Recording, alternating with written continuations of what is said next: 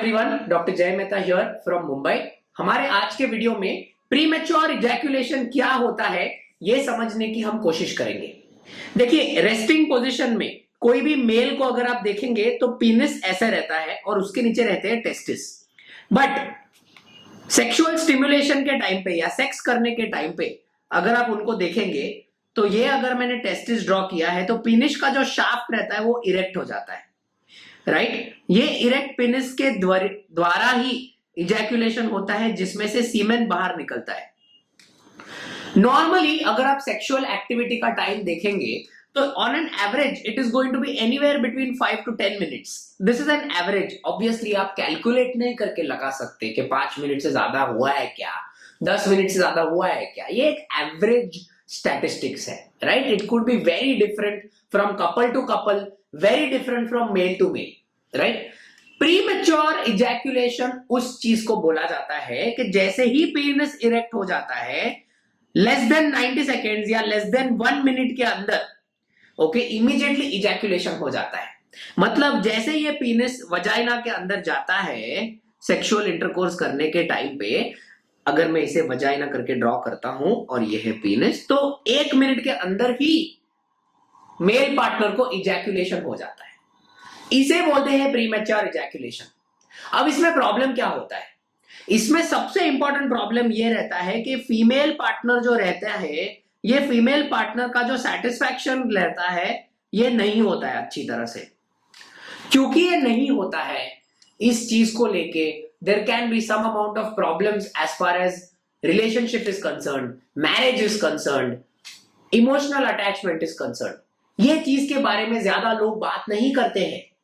ये चीज जब कपल्स फर्टिलिटी इवैल्यूएशन के लिए आते हैं, काफी बार बहुत ज्यादा टाइम ये हिस्ट्री फीमेल पार्टनर्स या मेल पार्टनर्स तभी ही डिस्क्लोज करते हैं। इस चीज को लेके जैसे मैंने बताया, कपल्स के बीच में कपल्स के हार्मनी को लेके बहुत सारे इफेक्ट्स आ सकते हैं। आज ये वीडियो में हम ये जानने की कोशिश करेंगे कि प्रीमेच्योर इजैकुलेशन का प्रीडोमिनेंट कारण क्या है, कौन से ये फैक्टर्स है जिसके वजह से कोई भी मेल को प्रीमेच्योर इजैकुलेशन होता है।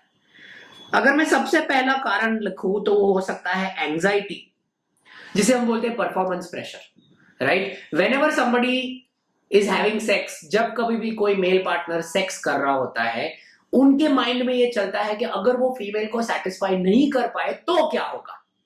इस कारण की वजह से प्रीमेच्योर इजैकुलेशन होना कॉमन है। सेकेंड, जो हमारे कंट्री में कभी कभी हम देखते हैं, दैट इज वजाइनिस्मस। वजाइनिस्मस मतलब जब भी मेल पार्टनर सेक्सुअल एक्ट के लिए पेनिट्रेट करने की कोशिश करते हैं तो फीमेल पार्टनर उनके वजाइना को बहुत ही टाइट करके छोड़ देते हैं, जिसकी वजह से एक्सेसिव स्टिमुलेशन होता है and it can cause premature ejaculation.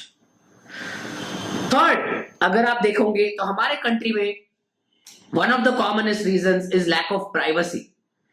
Sex करने के टाइम पे there is not enough privacy available, कमरे छोटे हैं, आजू बाजू में आवाज पहुंचता है, पीपल आर वरीड। ये चीज की वजह से भी प्रीमेच्योर इजैकुलेशन होता है।